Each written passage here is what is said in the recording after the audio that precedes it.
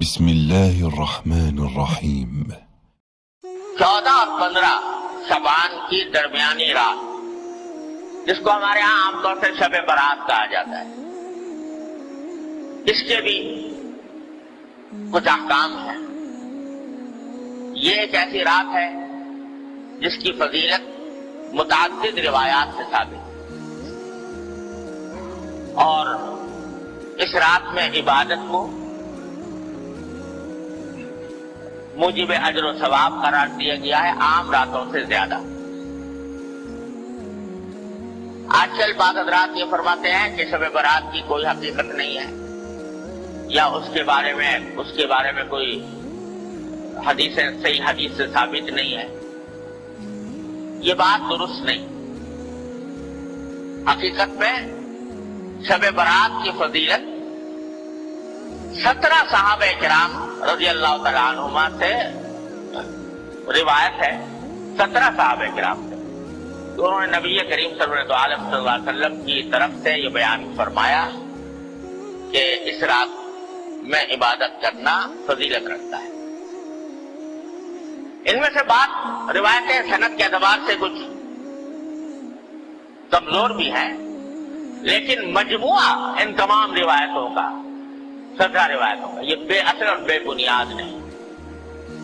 اس لیے علماء محققین کا کہنا یہی ہے کہ شب برات یعنی 14 اور 15 کی درمیانی شب یہ خصوصی فضیلت رکھتی ہے، اور اس میں عبادت کا اہتمام کرنا، نمازوں وغیرہ کا، نفلی نمازوں کا، یہ مسلمانوں کو اس کا اہتمام کرنا چاہیے۔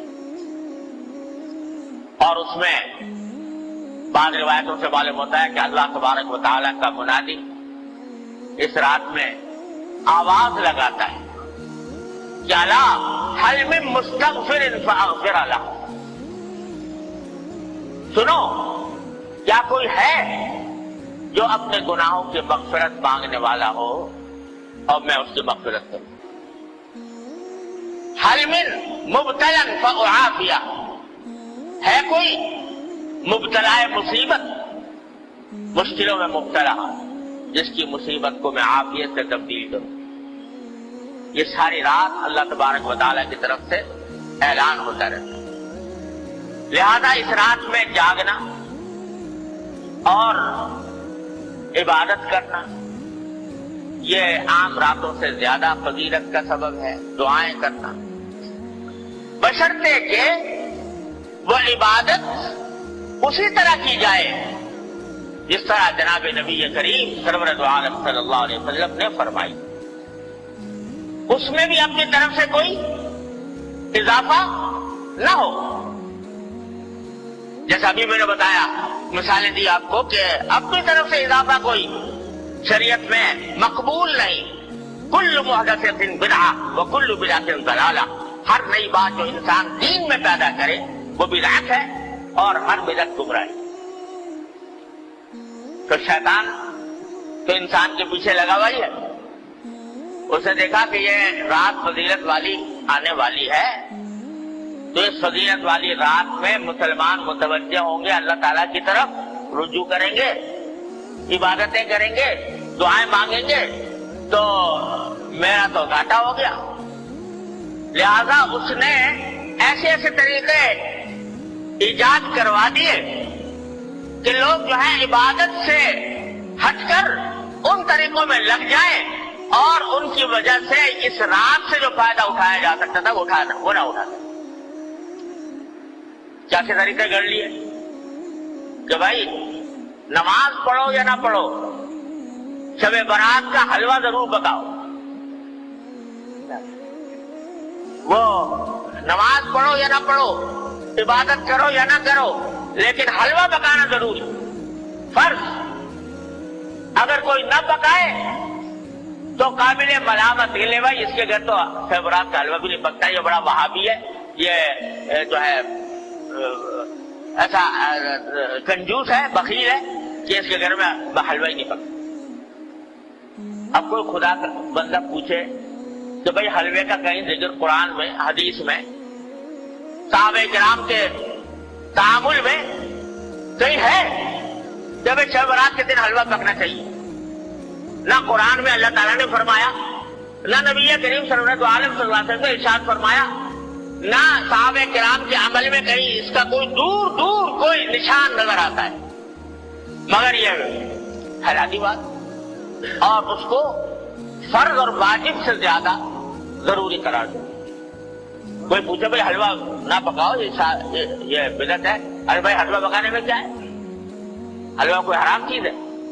तो ये जवाब, अरे भाई हलवा हराम कोई चीज नहीं, रोज पकाओ, लेकिन शबे बारात को खास तौर पर हलवे के लिए मखसूस कर लेना और उसको फर्ज करार देना और वाजिब करार देना, कोई न पकाए तो मलामत करना, ये अपनी तरफ से दीन में इजाफा है जो अल्लाह ताला को गवारा नहीं। तो एक तो ये शगुफा छोड़ दिया शैतान ने। दूसरा, उससे ज्यादा खराब कि भाई शब बारात में आतिशबाजी होनी चाहिए। अलियाज़ु बिल्लाह, उसमें लाखों रुपया आग में जला दिया आतिशबाजी करने से। आतिशबाजी हो रही है और आप जानते हो कि इस आतिशबाजी में जाने कितने बेगुनाहों की जान ली है। बोरी बाजार कराची का आज भी गवाह है, इसी शब बारात की आतिशबाजी की हलाकतों का गवाह है कि किस तरह पूरा का पूरा बाजार जो है वो नजर आतिश हो गया, जलकर खत्म हो गया। अब फिर भी वो बात है कि न कुरान में, न हदीस में, न साहबे किराम के तामुल में, न बुजुर्गान दीन की वसीयतों में कहीं भी नहीं अपनी तरफ से शब बारात के साथ आतिशबाजी का शगुफा छोड़ ये शैतान। हलवा पकाना तो चलो भाई आम दिनों में जायज था, हलाल था। ये आतिशबाजी जो है तो आम दिनों में भी इस तरह आतिशबाजी करना कि जिसमें पैसे का जिया हो, जिसमें जाने जाए होने का अंदेशा हो, ये तो आम दिनों में भी हराम है।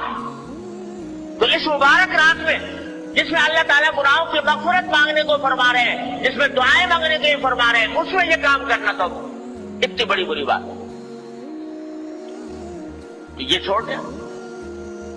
तीसरा ये कि भाई ये इरादे जो होती हैं जिसमें जागने का हुक्म दिया गया है इबादतों का, उसका असल तरीका ये है कि आदमी बराह रास्त अपने परवरदिगार के साथ राबता और रिश्ता कायम करे, तन्हाई में, खलवत में अल्लाह तबारक व तआला की बारगाह में हाजिर हो, वो हो और उसका अल्लाह हो, और वो उसमें इबादत भी करे, सजदे भी करे, दुआएं भी मांगे, तिलावत भी करे।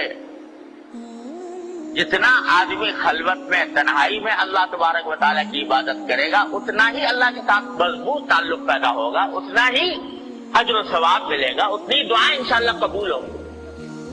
लेकिन बाज़ औक़ात ये भी एक किस्सा खड़ा हो गया कि उसमें जलसों का सिलसिला शुरू हो गया, जलसे हो रहे, रातें जो हैं वो जलसे की इंतजामात ही में सर्फ हो रही, खाने पक रहे हैं, देगे चढ़ रही है, दावतें हो रही है। तो नतीजा ये कि वो औकात जिनका लम्हा लम्हा कीमती था वो जलसों के इंतजामात में सर्फ हो रहा है, देगे चढ़ रही हैं, खाना पक रहा है और लोग दावतें कर रहे हैं। अरे भाई ये अल्लाह ने रात अता फरमाई है, ये इसका जितना भी हिस्सा मौका मिल जाए, अच्छा तो है कि पूरी रात पूरी ना हो सके, जितना मौका मिल जाए गोशे तन्हाई में अपने अल्लाह से राब्ता कायम करो, जैसा कि नबी करीम सल्लल्लाहु अलैहि वसल्लम फरमाते। तो उसमें नमाजें, नफले नमाजें पढ़े, लंबी लंबी सूरतें अगर याद है वो पढ़े, दुआएं करें, मुनाजात मकबूल दुआएं, नबी करीम सल्लल्लाहु अलैहि वसल्लम की दुआएं हैं वो करें, अपने जात की दुआएं करें। आज पूरी उम्मत मुस्लिमा एक अजीम आजमाइश में मुब्तला है और हमारा मुल्क खास तौर पर घिरा हुआ है, तमाम चारों तरफ से खतरात और फितनों में घिरा हुआ है। उसके लिए दुआ करें और अल्लाह तबारक व तआला से मांगे, इस काम में इस रात को सर्व करना चाहिए। अल्लाह ताला अपना फज़ल व करम से हम सबको उसकी तौफीक अता फरमाए। और भाई اس کے بعد اگلے دن جو ہے یعنی 15 شعبان، اس کے روزے کے بارے میں کوئی حدیث صحیح نہیں۔ یہ جو مشہور ہے کہ اس رات کا اس دن کا روزہ رکھنا جو ہے وہ خاص طور پر اس دن کا روزہ، اس کے لیے جو حدیث آئی ہے وہ بہت کمزور ضعیف ہے، قابل اعتبار نہیں۔ البتہ ابھی بات کر چکا ہوں کہ شعبان کے سارے ہی مہینے میں آپ روزے رکھا کرتے تھے، سارے مہینے کے اکثر ایام میں روزے رکھا کرتے تھے، لہذا وہ فضیلت جس طرح آج کے دن کو حاصل ہے اسی طرح کل کے دن کو بھی حاصل ہے، پرسوں کو بھی حاصل ہے، سبتوں کو بھی حاصل ہے، اور دنوں میں نہیں رکھ سکے اس دن رکھ لو۔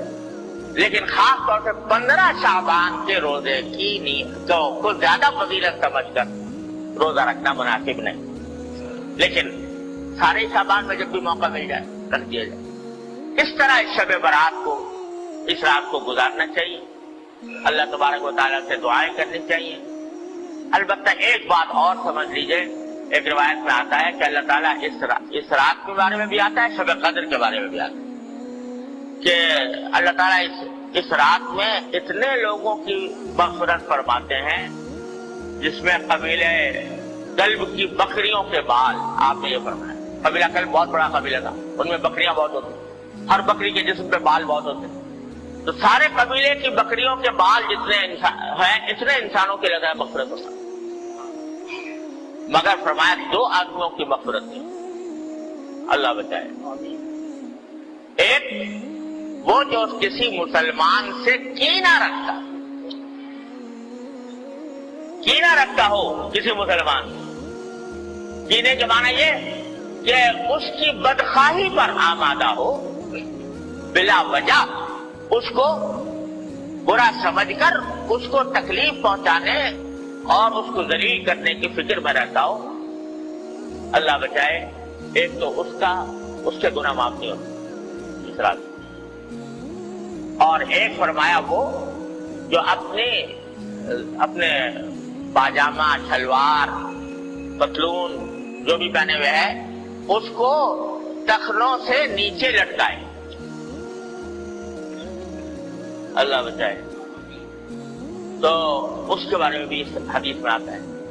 لہذا اس کا اہتمام کرنا چاہیے، ہمیشہ ہی کرنا چاہیے کہ اللہ تعالیٰ کسی مسلمان کے خلاف دل میں کینہ رکھنے سے محفوظ رکھے۔ ارے بھائی، کوئی اگر کسی سے کوئی غلطی ہوئی ہے تو اس غلطی کا اس سے بتا دو، معاملہ صاف کر لو، کوئی شکایت ہوئی ہے شکایت گلا کر کے معاملہ صاف کر لو، اور تمہیں شریعت نے یہ بھی حق دیا ہے کہ جس نے جتنی تکلیف پہنچائی ہے تم اتنی اس کو بھی پہنچا دو، بدلہ لے لو برابر برابر کا۔ لیکن دل میں کینہ لے کے بیٹھ گئے اور اس کو ہر طرح ذلیل کرنے، خار کرنے، تکلیف پہنچانے، بدخاری کرنے کی فکر میں لگ گئے، یہ چیز جو ہے وہ اتنی بڑی گناہ ہے، اتنا بڑا گناہ ہے کہ اس رات میں بھی معاف نہیں۔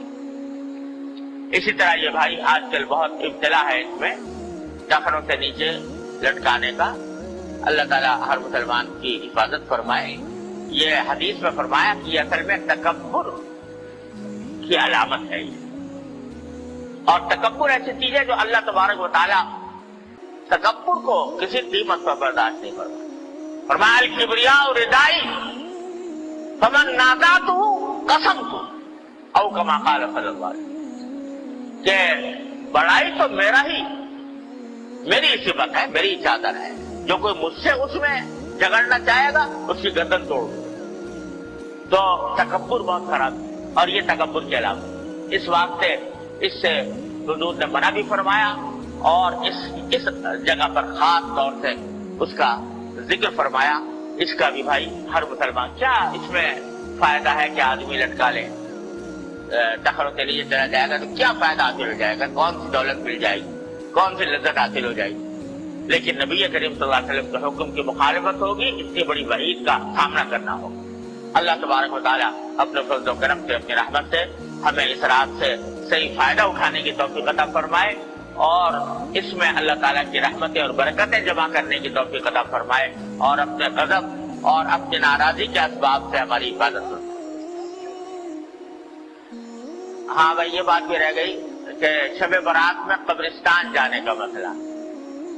ایک مرتبہ ایک روایت میں آتا ہے کہ ساری حیات طیبہ میں رسول کریم صلی اللہ علیہ وسلم ایک رات، ایک روایت میں ہے، وہ سندن اتنی زیادہ مضبوط بھی نہیں ہے، لیکن بہرحال اس میں آتا ہے کہ آپ جنت البقیع تشریف لے گئے اور وہاں پر دعائیں فرمائیں، قبلہ رو ہو کر دعائیں فرمائیں۔ لیکن یہ ساری زندگی میں ایک ہی مرتبہ یہ واقعہ ہے، آگے پیچھے ہر سال جانے کا کوئی معمول نہیں تھا۔ لہذا اگر کوئی شخص جائے اس نیت سے کہ ایک مرتبہ حضور تشریف لے گا میں بھی چلا جاتا ہوں تو کوئی حرج نہیں، لیکن اس کو ایک مستقل سنت قرار دینا کہ ہر سال جانا ضروری ہے، یہ سمجھنا درست نہیں۔ اس طرح اگر کوئی شخص اگر جا کر اپنے مردوں کے حق میں دعائیں کرے، اپنے حق میں دعائیں کرے تو اس میں کوئی مذائقہ بھی نہیں، نہ موم بتی نہ اگربتی، سب ایمان کا نور چاہیے، موم بتیوں اگربتیوں کا نور۔ وآخر دعوانا الحمدللہ رب العالمین۔